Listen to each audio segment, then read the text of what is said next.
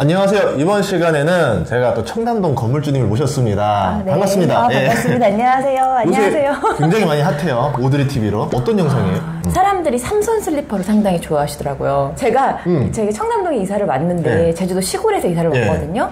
근데 시골에서 신던 그 슬리퍼를 여기서 그냥 신었어요. 동네니까. 네. 그래서 그냥 자연스럽게 그거를 촬영에 나갔는데 너무도 좋아하시는 거예요. 아, 그렇게 해서 떡상을 했구나. 떡상했습니다. 알겠습니다.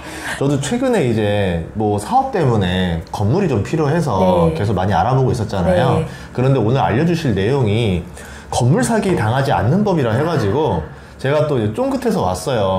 왜냐면 보통 다른 컨텐츠들은 보면은 건물을 사라라는 주로 이야기들이었는데 사기 당하지 않는 법이라고 해서 어떻게 해야 사기 당하지 않나? 제가 물어보고 싶은 건 사기 당한 적이 있었던 건가? 아유, 당연히 있으니까 제가. 네네네. 제가 원래가 제주도 출신이에요. 제주도에서 나고 자라고. 그러니까 이 서울이 참 낯선 곳이기도 하고, 딱 3년 정도 지냈던 거는 제가 20대 초반에 방송하러 잠깐 살았었던 서울이 전부였었고, 그때마저도, 야, 서울이 이 강남이 보통인 데가 아니구나라고 한계를 느꼈어요. 도저히 못 살겠더라고요. 너무 치이고 전쟁터 같아서 다시 제주도로 내려가서 올라올 생각을 전혀 못 하다가 이제 15년 만에 제가 다시 서울로 들어왔잖아요.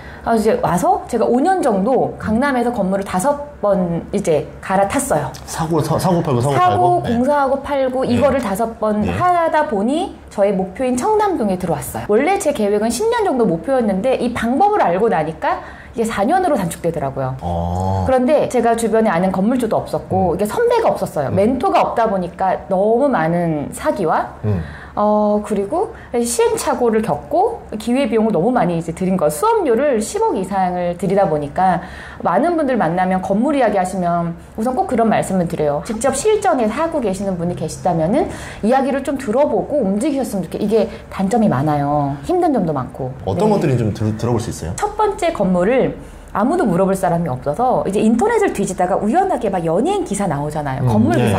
너무 솔깃해서 너무너무 사고 싶은 거예요. 그래서 전화를 했어요. 한 뭐 빌딩을 중개를 하는 이제 그 아래 대리님인가 부장님을 이제 연락이 돼가지고 당장 와서 구경을 하라고 하더라고요. 근데 사실 저는 제주도 시골에서 장사를 하고 있었던 사람이었고 제가 시골 여사장이었는데 진짜 다음날 너무 궁금해서 왔어요. 비행기를 타고. 근데 막 보는데 세상에 이럴 수가. 우리 시골에선 말만 뛰어놀고 매일 지나가면 더덕밭 뭐 이 당근밭 이게 전부였는데 강남에는 어떻게 똑같은 땅이 한 평인데 우리는 5만 원, 10만 원, 30만 원 하잖아요. 여기는 1억, 2억? 앞에 그러니까 3억도 이래요. 이게 말이 돼요? 도대체 이 땅이 무엇이길래. 그래서 그때부터 진짜 공부를 많이 했어요. 내가 시골에서 바라보는 이 땅 한 평, 우리 맹지는 5만 원 하거든요. 요즘 올랐어요. 10만 원? 10만 원인데 여기 한 평은 1억, 2억, 막 뭐 5천, 7천 이렇게 해가지고 제가 나도 뭔가를 사야겠다. 근데 그분이 너무 친절하시게 설명을 막 해주시면서 덜컥 샀어요. 왜냐면 내가 해보지 않고선 절대 모르겠는 거예요. 아무리 그러니까 무슨 사탕 발림 소리만 계속 귀에 들어오고. 그래서 제가 현금을 1억 들고 와서 가계약금 우선 1,000만 원을 넣어놓고 우선은 계약까지 조금 시간을 달라고 돈이 이제 없잖아요. 그래서 그때가 5년 전이니까 그땐 대출이 잘 됐단 말이에요. 그래서 시골에 사뒀던 땅들 레버리지를 다 일으켰어요. 다 일으켰더니 되더라고요. 제주도 거 연끌해서 서울로 간 거예요? 그럼요. 현금은 1억이 있었고 왜냐면 제가 가게에서 번 돈을 다 땅을 사둔 거예요. 뒤에 코스 땅, 뭐 우리 말들이 지나가다 당근을 먹잖아요. 그럼 당근밭 주인이 화를 내고 나면 이런 땅을 계속 맹지를 사들인 거예요. 싼 땅을. 그러니까 팔기 어려운 땅들. 팔기 어렵죠. 그러니까 도로가에 붙어있어 도로가 시세를 따준다고 해도 사실 이게 평수만 넓지 실질적으로 사용하기도 힘들고요. 건축행위도 잘 안 되고 이런 땅들이 많다 보니까 그래서 제가 시골 부자가 대물림이 되는 이유가 토지가 계속 대물림 되잖아요. 안 팔려서. 차라리 그 돈이면은 강남에 투자를 하자라고 왔는데 진짜 신세계는 무엇이었냐면요. 진짜 집가 상승이 빨라요. 그만큼 사기꾼이 많다는 거.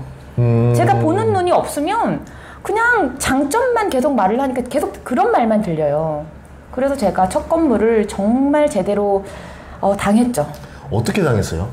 그 건물의 보증금이 10억이 있었고 네. 이제 건물 대출을 받았고 제가 시골 땅을 다 대출을 일으켜서 솔직히 말하면 저희 전 재산이었단 말이에요. 그 건물 하나가. 그런데 한 3개월, 6개월은 제가 강남 건물주가 됐다는 마음에 시골에서 장사를 뛰어다니면서 룰루라니라 너무 행복해요. 그때 다 대출인데도. 근데 6개월, 1년쯤 지나니까 그때부터 문제가 본격적으로 터지기 시작했는데요. 우선 세입자가 이제 제가 산 건물이 25세대의 원룸이 있었어요. 근데 이 원룸을 관리하기가 너무너무 힘들어서 제가 나중에 생각하고 나는 고시텔을 인수했구나. 이제 고시원은 아니고 고시텔 같은 너무너무 힘들었는데 한 분이 저를 계속 공격을 하시더라고요. 근데 그분이 나중에는 제가 다 해서 나가는데 나갈 때 선물로 구청에 찔렀죠.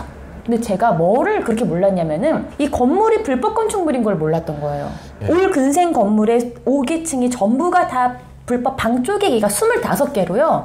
너무 잘 돼 있었던 거예요. 계약서에 나중에 막 찾아봤어요. 불법 건축물이라고 그 우편이 날아온 다음에 했던 한 줄이 있더라고요. 이 건물은 근생 건물인데 용도 변경에 사용하고 있음을 정확하게 인지하였다. 이 조그만한 글씨 하나에 저의 모든 게 와르르 무너져가지고요. 다 떠넘어갔네. 네, 그리고 결론적으로 말씀을 해드리면 저한테 건물 파셨던 분들 있죠? 그만두셨어요. 이직하면 그만이에요. 아무도 책임을 안 지더라고요. 이 사람들을 법적 소송에서 싸울 에너지면은 빨리 문제를 해결해야 되는 거예요. 그 이행 강제금 뿐만이 아니고 이걸 원인을 해결하지 않으면 뭐가 문제냐. 불법 건축물 딱지가 붙으니까요. 세입자를 받을 수도 없고 내보낼 수도 없고 되게 애매한 상황이 됐어요. 그리고 정말 대출도 안 돼요. 아무것도 올스타 이 건물에. 그래갖고 그때 진짜 지옥을 맛봤죠. 최악이었습니다. 그래서 그거를 문제를 해결을 하는데 제가 정말 죽는 줄 알았고요. 정말 극적으로 해결을 했어요. 제가 돈이 하나도 없잖아요. 그래서 그거를 은행 지점장님을 다 찾아다녔어요. 은행마다.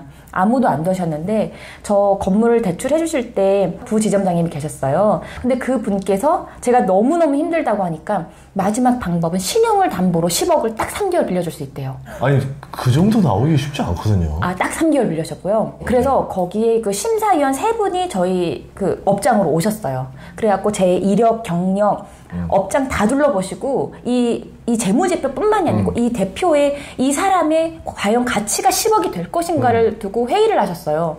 근데 극적으로 그게 오케이가 떨어져서 저한테 딱 10억을 빌려주셨죠. 3개월 동안. 그래서 어떻게 했냐면 한 달은 그 세입자분들 있잖아요. 다 내보냈어요. 25살. 이게 명도 정말 힘들거든요. 얼마나 간절했으면. 한 달에 다 이사 가셨고요. 나머지 한 달을 다 뜯었어요. 다 뜯고 구청에 전화를 하니까 딱 이틀 만에 딱지가 떼지더라고요. 그래서 그 물건은 제가 리모델링 공사를 싹 해서 올 근생 건물로 임대를 마쳤고 바로 매각을 했어요. 그래서 그때 디벨롭의 세계에 발을 들여놨죠, 제가. 그렇게 하면서 이번에 하게 된 게 그럼 청담동이 이제 그 다음 5번째죠. 5번째가 된 거예요? 계속 사기가 있었어요.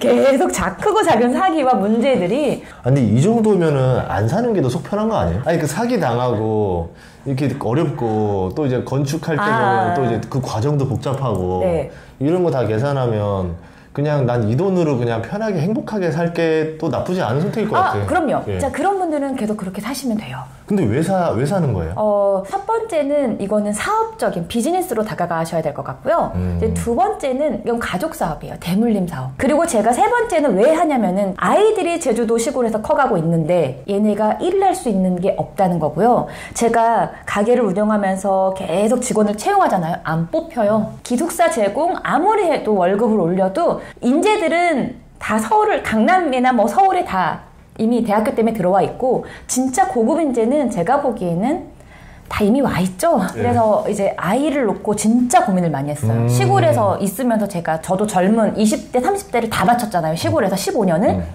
너무 답답한 거예요.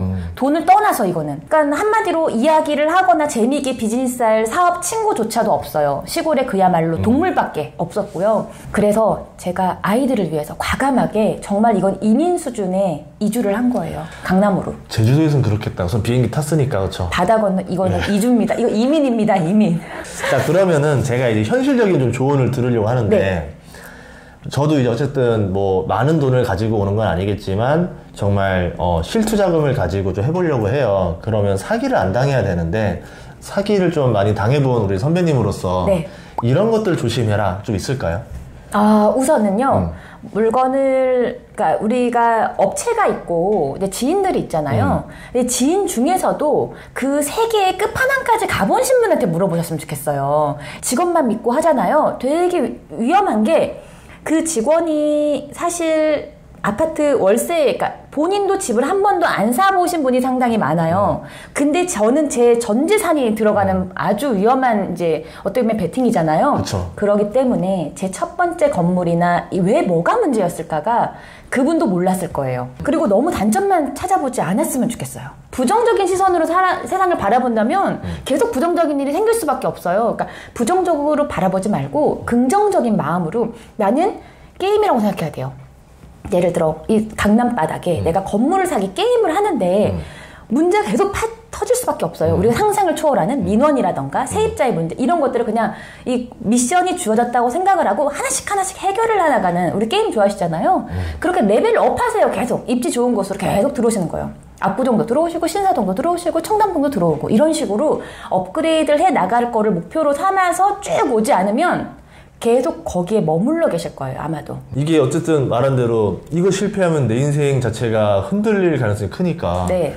나 사기 안 당해야지 이러다 보니까 나쁜 걸 먼저 보게 되는 것 같아요. 좋은 거보다. 그러니까 뭐 입지가 좋아도 다른 게 안 좋으면 이것 때문에 내가 혹시 손해보지 않을까 막 이러면서 겁을 많이 먹는 것 같아요. 자, 제가 말씀드릴게요. 강남에서 손해본 사람은 제가 못 봤어요. 그리고 제 주변에 강남 건물주 진짜 많으시거든요. 집가 상승이 대한민국 최고예요. 사실 그리고 저가 들어온 청담동은 특수상권이에요. 어떻게 해놔도 원하시면은 사는 그 오너들이 많아요. 그러니까 저는 이런 식으로 나의 목표를 높이 잡고 계속 10년, 20년 프로젝트로 왔으면 좋겠고요. 내가 힘들다. 아이들 데리고 다니면서 임장 다니세요. 그리고 나는 요 정도까지 마련을 해줘요. 예를 들어 그 외곽이라도 하나 사요. 그냥 아주 꼬꼬꼬마 빌딩 사서 이 튕겨 들어오는 거를 우리 아들한테 바톤 터치를 하는 거죠.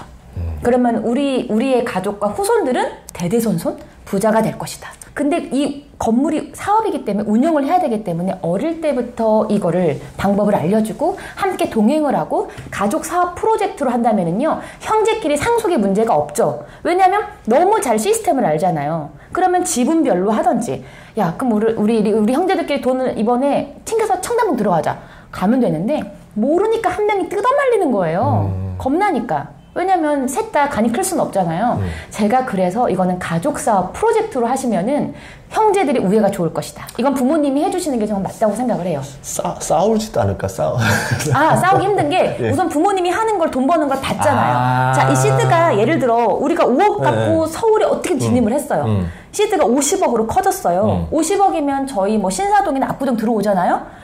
딱 건물 했는데 갑자기 시드가 100억으로 커졌어. 그럼 셋이 나눠 가지면 돼요. 그때부터. 지금 우리 아들이 돈이 없어서 못 사지 솔직히 말하면 다 알거든요. 이런 것처럼 어릴 때부터 계속 공유를 하는 거예요. 엄마가 지금은 돈이 없지만 엄마가 이 5억으로 어떻게 해서든 건물로 넘어가는 거를 너랑 같이 해서 우리 같이 사업 한번 해보자. 얘는 지금 돈이 없으니까 없지만요. 지분을 조금씩 넣는 거예요. 가족법이 많잖아요. 이런 식으로 이걸 하다가 제가 5, 60이 나이가 들었어요. 쉬고 싶잖아요. 그때는 아들이 주축이 돼서 나갈 거예요. 근데 아들과 딸 이렇게 다 있잖아요. 얘네들이 알아서 사업체를 더 크게 굴리고 우리 헤어지자 하면은 거기서 시드머니 갈라서 헤어지면 돼요. 그럼 엄마인 나는 돈을 버는 방법을 다 알려줬으니 마음 편안하게 있으면 되고 굳이 엄마 아빠가 죽어라 일을 해서 100억, 1000억을 남겨줘도 계속 싸우거든요. 왜냐? 돈 버는 방법을 모르잖아요. 삶이 편안하게만 살아왔지. 이러니까 평생 엄마 아빠 재산만 바라봤단 말이에요. 맞아. 그러니까 싸울 수밖에 없죠. 네, 저는 이 방법보다는 같이 공동사업, 프로젝트로 대물림 사업으로 하는 게 좋을 것 같아요. 네, 제가 이거는 느낀 거예요. 청담동에 와서 느낀 점이에요.